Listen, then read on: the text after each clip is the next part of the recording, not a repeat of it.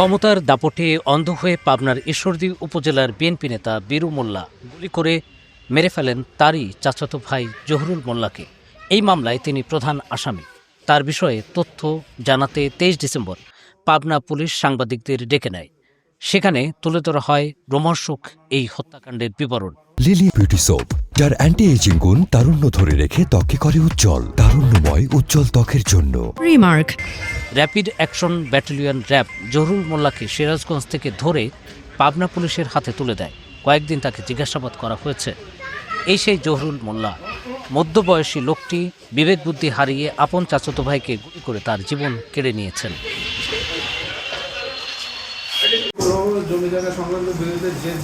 পাবনার পুলিশ সুপারের কার্যালয়ে প্রেস ব্রিফিংয়ে জহুরুল মোল্লা সম্পর্কে বিস্তারিত তথ্য তুলে ধরা হয়। দেখানো, শনাক্ত এবং আসামির নিজ হাতে মাটির নিচ হতে বাহির করে দেওয়া মতে একটি পুরানো কাপড়ের বাজারের ব্যাগে রক্ষিত অবস্থায় 5টি শটগানের গুলি, 26টি রিভলভারের গুলি সহ একটি ওয়ান শুটার গান এবং একটি বিদেশি রিভলভার উদ্ধার করা হয়।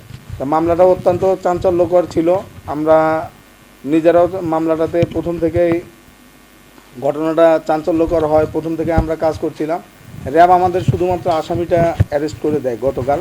তো অ্যারেস্ট করে দেওয়ার পরে আমাদের অফিসারদের জিজ্ঞাসাবাদ এবং আরও অন্যান্য যে আমাদের টুলস আছে এইসব ব্যবহারের মাধ্যমে আমরা তার নিকট থেকে হত্যায় ব্যবহৃত যে অস্ত্রটা দিয়ে হত্যা করা হয়েছে সেই হত্যায় ব্যবহৃত অস্ত্রই সে বের করে দিছে।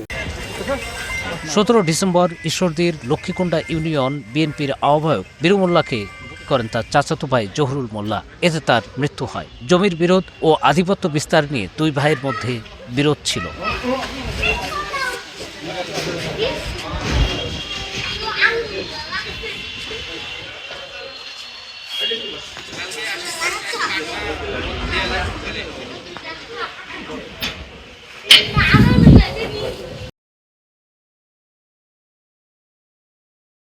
লিলি বিউটি সোপ, যার অ্যান্টি এজিং গুণ তারুণ্য ধরে রেখে ত্বকে করে উজ্জ্বল, তারুণ্যময় উজ্জ্বল ত্বকের জন্য।